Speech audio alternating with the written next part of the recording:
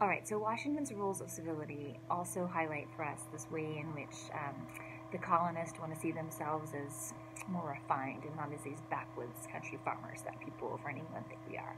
And so when Washington copies down these rules of civility, he's like an adolescent. This is way before Washington is like George Washington. But the rules of civility reflect those ideas of us wanting to be more refined.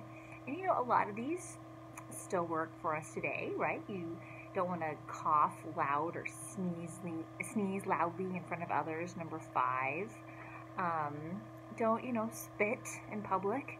Number 9, but look at let's see what numbers here. Look at 19. Let your countenance be pleasant, but in serious matters somewhat grave. So your face should reflect, what the situation is. If something sad's going on, you should look sad. If something happy's happening, you should be happy. Number 23, when you see a crime punished, you may be inwardly pleased, but always show pity to the suffering offender. So again, somebody finally gets, what they should have got a long time ago, and inside you're like, yes, finally. But outside you're like, oh, I'm so sorry about that. Right? There he's saying to put on a different face. Like, put on the face that's appropriate, right? That might not be how you're feeling, but it's appropriate. That's also 105, too. Be not angry at table, whatever happens, and if you have reason to be so, show it not, but put on a cheerful countenance, especially if there be strangers, for good humor makes one dish of meat a feast. Again, right, if you're with people, you need to, be happy, look nice. And so sometimes when I ask students, like, how would you characterize these 3 specifically, number 19, 23, and 105, they say, well, he's, kind of saying, like, to be fake. And, our takeaway there is, if you think back to those early Puritans when they first showed up here in 1620, right, it was always that constant self-examination and checking everybody's behavior and making sure we're all following the rules as they're laid out.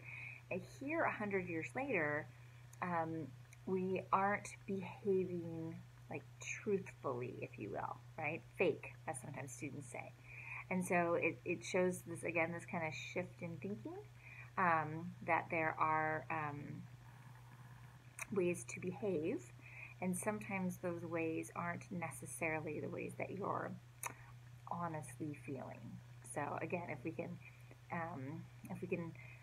shift our behavior to reflect maybe not what we're honestly thinking, then we're kind of shifting the ways that we're thinking in general, right? And we're going to see that here in just a few moments too, with kind of challenging ideas and asking questions about things in the Enlightenment. All right. I also put in the module, when I was looking for stuff online about Washington's Rules of Civility, found this fun site that translated some of the rules into today's language. I just thought you might find that fun, so I put that there for you too. But if you've got any questions, you can leave them in the module. Take care.